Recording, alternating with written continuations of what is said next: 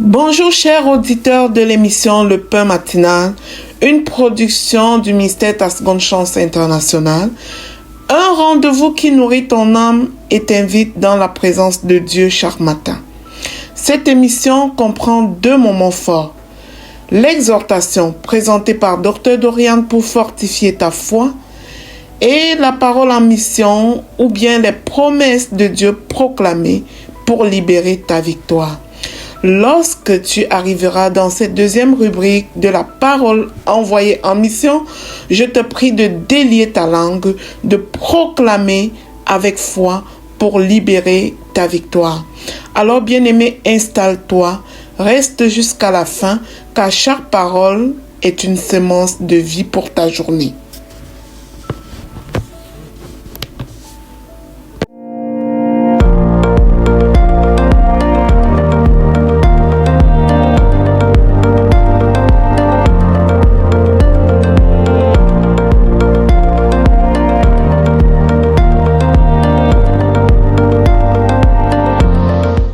Bonjour chers serviteurs audacieux, bienvenue dans la rubrique Exhortation. Je suis Dr Dorian. Aujourd'hui, nous allons parler de la foi face à l'adversité. L'adversité se définit en de simples mots comme quelque chose qui nous fait obstacle, comme quelque chose qui nous fait barrière. C'est-à-dire que pendant que tu veux avancer, cette chose-là vient et s'oppose à ton avancée. Cette chose-là vient et s'oppose à ton évolution. Cette chose-là vient et se met au travers de ton chemin. Cette chose-là vient comme te décourager, vient comme te faire douter, vient comme te faire avoir peur, vient comme créer la panique. L'adversité, c'est tout ce qui se met au travers de ton chemin et qui t'empêche d'aller à la vitesse que tu as choisi d'aller, qui t'empêche d'aller là où tu as choisi d'aller.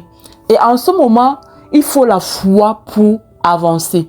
Il faut la foi pour casser la limite de l'adversité et continuer d'avancer. Alors, je vais lire 1 Timothée 6, verset 12, où il est écrit. 1 Timothée 6, verset 12, où il est écrit. Ça, c'est Paul, c'est l'apôtre Paul qui parle à Timothée. Qui parle à Timothée, d'accord? Voilà.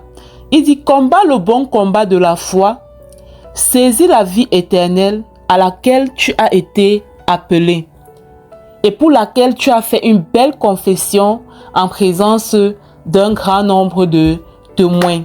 La confession ici, je prends un peu ça comme l'appel au salut. Quand tu fais quand tu réponds à l'appel au salut, tu fais la prière pour l'appel au salut, tu nais de nouveau. Tu es en train de faire cette confession en présence d'un grand nombre de témoins. Maintenant, l'appel au salut te confère une certaine dose de foi. D'accord? Quand tu nais de nouveau, en fait, la nouvelle naissance apporte naturellement en toi un certain dépôt de foi. Un certain dépôt de foi. Maintenant, l'apôtre Paul dit, quand tu as reçu cette foi-là, il faut combattre maintenant le bon combat de la foi. Il faut combattre le bon combat de la foi. La vérité, c'est que beaucoup parmi nous, nous naissons de nouveau. D'accord? Nous naissons de nouveau. Cette foi-là est déposée en nous par le Saint-Esprit. Mais nous ne combattons pas le combat de la foi.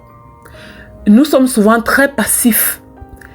Là, tu fais face à une adversité. Moi, je ne sais pas. Pendant que je parle, le Saint-Esprit va te rendre témoignage de l'adversité à laquelle tu fais face.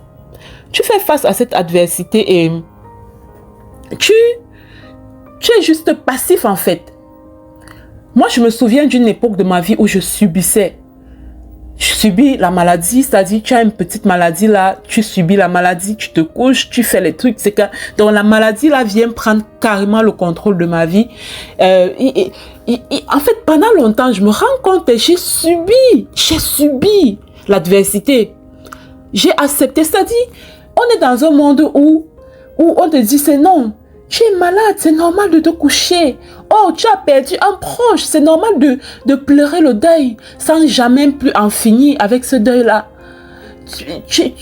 En fait, tu es dans un système qui t'encourage en fait à la victimisation, qui t'encourage juste à te laisser aller, qui t'encourage juste à te laisser aller à l'adversité. L'adversité est là et tu es dans un système qui t'encourage juste à accepter l'adversité. Et combattre le bon combat de la foi, c'est quand tu comprends que non, depuis que tu es dans ce système-là, ça ne t'apporte rien. Depuis que tu es dans ce système-là, tu ne gagnes rien du tout. Ça ne t'apporte que dalle. Rien du tout. Les choses ne s'arrangent pas. L'adversité est toujours là. L'adversité est toujours là. Alors, que faire? Combat le bon combat de la foi. Combat le bon combat de la foi. Et quand on parle de combattre, le mot combattre vient de quoi? De la violence. La violence. Quand on parle de combattre, ça veut dire qu'il y a choc, il y a violence. D'accord? Il y a violence. Donc, à un moment donné, il faut que tu te secoues. Secoue-toi pendant que tu m'écoutes. Tu te secoues, tu te réveilles et que tu décides de prendre autorité sur cette adversité. Parce que Jésus-Christ nous a dit, voici, je vous ai donné le pouvoir. Je vous ai donné le pouvoir de marcher sur les serpents et les scorpions. Et les serpents et les scorpions ici représentent quoi? L'adversité. L'adversité. Et comment est-ce que tu combats le bon combat de la foi? Tu combats le bon combat de la foi en étant ferme face à l'adversité. En étant ferme et en montrant à l'adversité qui tu es. Il faut que l'adversité comprenne. Dans la parole de Dieu, il est écrit, parle à la montagne. Parle à la montagne. Parle à cette montagne. Parle à la montagne. Parle à la montagne. Il faut que l'adversité comprenne qui est-ce qu'elle a en face de lui ou d'elle. Il faut que l'adversité comprenne que la personne qui est en face là, c'est une personne, c'est un roi qui est conscient de son identité de roi. C'est un soldat qui est conscient de son identité de soldat de Christ. C'est une personne qui comprend ce qui s'est passé à la croix. Et qui peut dire, assez c'est assez, assez c'est assez, assez c'est assez. Assez c'est assez. Ça suffit. Qui peut dire à l'adversité, tu t'es longtemps joué de moi, maintenant ça suffit. Je reprends ma vie en main. Je remets Dieu au centre de tout. Je me relève. C'est de ça qu'il s'agit. La foi active. La foi violente. La foi ferme. À un moment donné, il faut qu'on arrête de subir. Le carnage doit cesser. Le carnage doit cesser. Je prie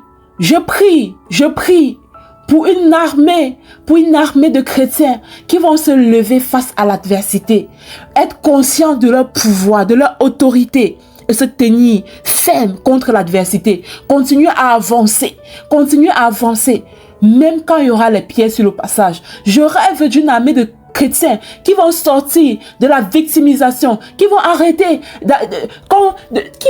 juste de se laisser aller face au mal pour attendre que les gens viennent leur dire oh ça va aller, ça. Non, je rêve d'une armée de chrétiens qui vont devenir matures émotionnellement, matures spirituellement pour aller conquérir ce qui est à eux.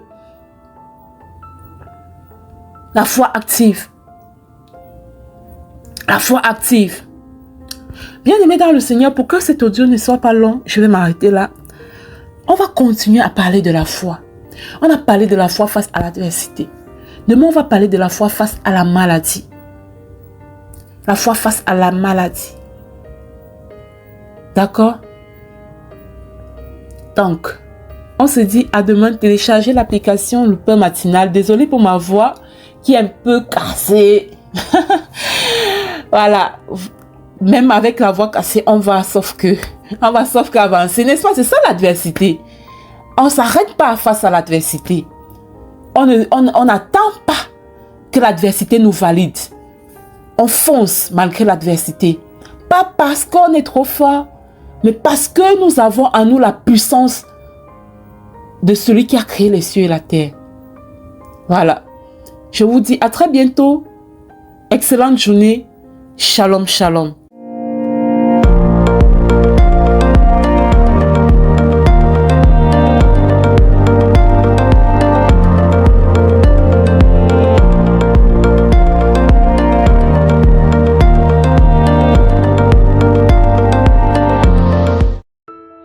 Bienvenue dans cette deuxième partie de l'émission Le Pain matinal du ministère Ta Seconde Chance. Ici Lina pour la parole, proclamée, déclarée et envoyée en mission. Bien-aimés, nous continuons avec notre série de déclarations et de proclamations sur la vie de nos enfants. La parole que le Seigneur nous donne pour aujourd'hui est la suivante. Les petits enfants sont la couronne des vieillards, et les pères sont la gloire de leurs enfants. Les petits-enfants sont la couronne des vieillards, et les pères sont la gloire de leurs enfants. Bien-aimé, cette parole révèle le regard de Dieu sur la famille. Notre Dieu voit notre famille comme une œuvre qui se construit sur plusieurs générations. Les petits-enfants ne sont pas seulement une joie tardive, mais ils sont une couronne, le signe visible d'un héritage qui a traversé le temps. Ils témoignent de semences plantées hier et qui commencent à porter du fruit aujourd'hui, qui continuent à porter du fruit aujourd'hui. Je prie que tu expérimentes la grâce d'avoir des petits-enfants. De la même manière, les parents sont appelés à être la gloire de leur enfant. Bien-aimé, comment tes enfants te voient? Quel modèle es-tu pour tes enfants? Les enfants sont appelés à te voir comme leur gloire, non pas la perfection, mais par l'exemple, l'amour, la fidélité, la présence que tu leur offres. Quand ils ont besoin de toi, tu es là. Quand ils viennent vers toi, ils reçoivent des paroles d'amour. Ils ne sont pas brimés à tort et à travers. Quand un enfant peut regarder ses parents avec respect et confiance, son identité se fortifie et son avenir s'éclaire. Dieu nous rappelle ici que chaque génération a une responsabilité sacrée.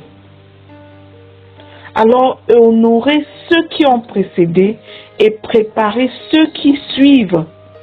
Les parents préparent les enfants et les petits-enfants, alors que les enfants et les petits-enfants honorent les parents. Ce que nous transmettons aujourd'hui, bien-aimés, deviendra une couronne demain, une fierté, une bénédiction durable. Les enfants sont la couronne sur la tête des parents. Alors, bien-aimés, proclamons et déclarons tous ensemble. Répète après moi.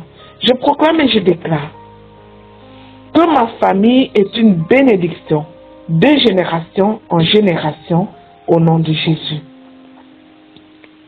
Je proclame que les petits-enfants sont une couronne précieuse et honorée dans ma maison au nom de Jésus.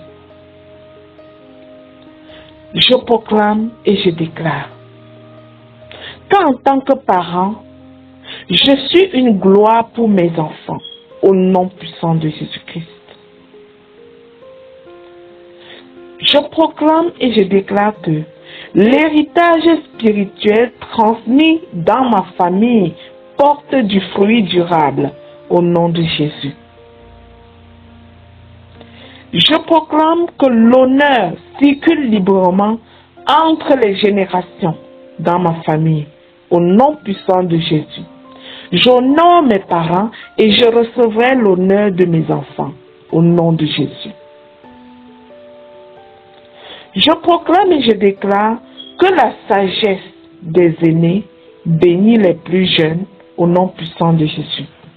Oui, la sagesse des aînés dans ma maison bénit les plus jeunes au nom de Jésus. Je proclame et je déclare Que l'amour et la paix règnent dans nos relations familiales, au nom puissant et glorieux de Jésus-Christ. Je proclame et je déclare que nos enfants sont fiers de l'exemple qui leur est donné par nous les parents, au nom puissant de Jésus-Christ.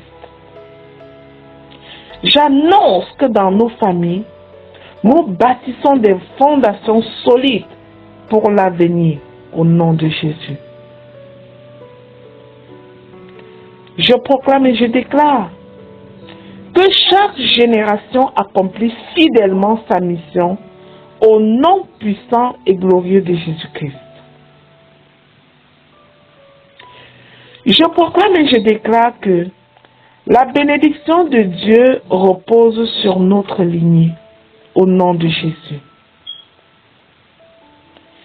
Je proclame et je prophétise que Dieu établit chacune de nos familles afin que de génération en génération, les petits-enfants soient la gloire sur la tête des grands-parents, au nom de Jésus.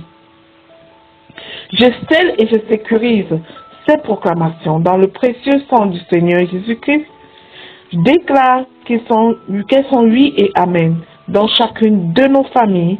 Amen, amen, amen. Bien-aimé, si tu es béni par cette émission Le Pain Matinal, premièrement, abonne-toi sur notre chaîne YouTube et en deuxième lieu, télécharge l'application Le Pain Matinal sur Play Store pour ne manquer aucune session. Partage la nouvelle autour de toi afin d'être à ton tour un canal de bénédiction pour les nations au nom de Jésus. Amen.